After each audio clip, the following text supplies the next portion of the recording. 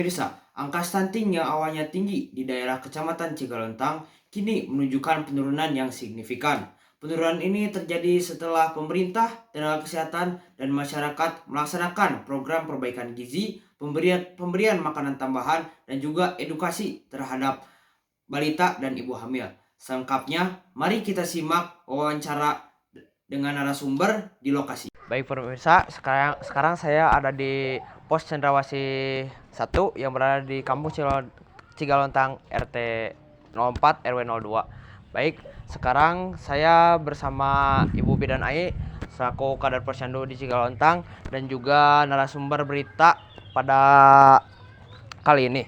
Baik, selamat pagi Ibu. Selamat pagi. Baik Ibu, saya akan memberikan pertanyaan seputar kasus stunting di Cigalontang. Baik, yang pertama, apa langkah pertama yang dilakukan oleh Kader Posyandu untuk mengurangi kasus stunting di Cigalontang?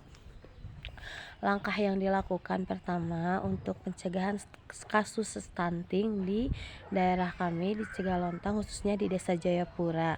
Pertama-tama semua kader mengajak masyarakat untuk mengikuti kegiatan posyandu. Nah, diantaranya posyandu yang berjalan saat ini yaitu posyandu bayi balita, posyandu remaja, posyandu usia produktif, dan posyandu lansia.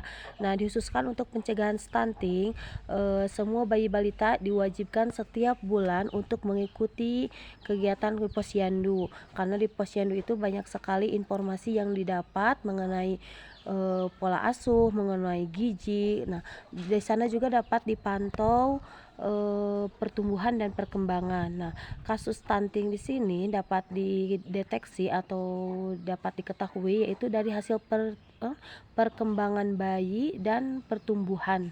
Nah, di sini setelah itu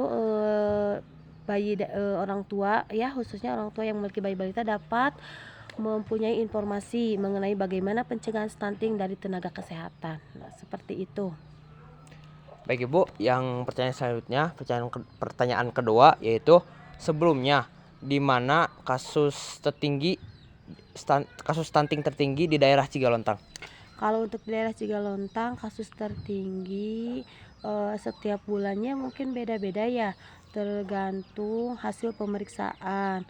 Nah, biasanya yang tertinggi itu untuk daerah tertentu seperti di Desa Lekung Jaya, Desa Tenjonagara. Nah, kalau di sini juga sebetulnya tinggi, tapi tidak terlalu, masih ada yang banyak masih tinggi dalam kasus stunting ini.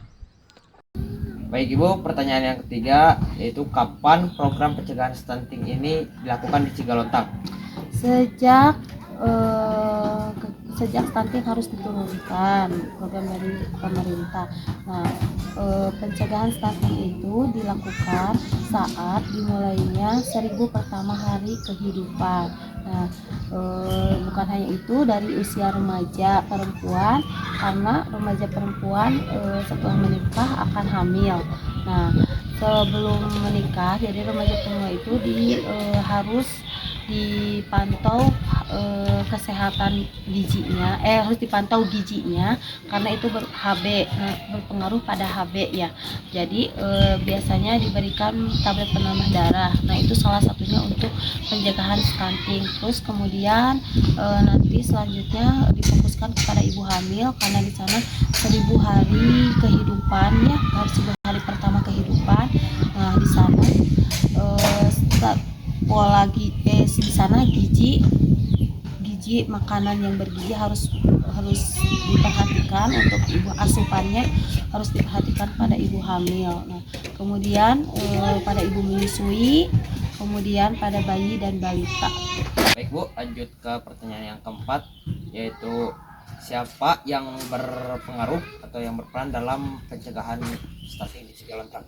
Ya, yang berpengaruh dan berperan dalam pencegahan stunting di Cigalontang yaitu tenaga kesehatan ya, kemudian tokoh masyarakat seperti camat, seperti termasuk pada guru juga, itu sangat berpengaruh. Lingkungan juga sangat berpengaruh dalam pencegahan stunting. Baik, lanjut ke pertanyaan yang kelima yaitu mengapa ibu dan balita itu diberikan pemberian makanan tambahan atau PMT daripada diberikan langsung sembako atau uang? Ya, sudah beberapa kali dicoba.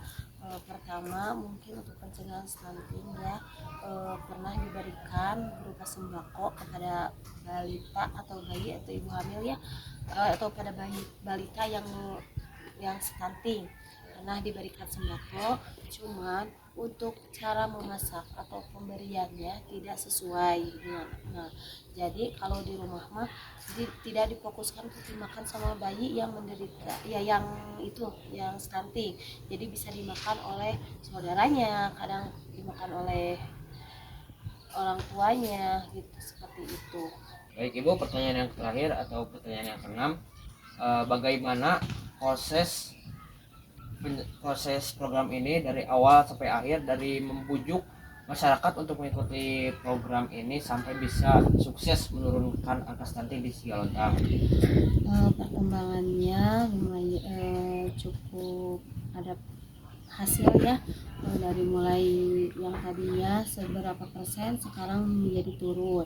Nah, karena banyak sekali faktor yang mempengaruhinya, di antara penanggulangannya yaitu seperti tadi pemberian PMT ya kepada bayi balita, kemudian kesadaran masyarakat karena melalui penyuluhan dalam bidang apapun stunting kan diutamakan untuk saat ini. Jadi mereka diberikan pengetahuan mengenai apa itu stunting, bagaimana bayi balita bisa stunting, jadi mereka paham dan mengerti, mereka bisa sadar sendiri. Nah, karena kan banyak sekali pengaruh yang mempengaruhi, banyak sekali yang mempengaruhi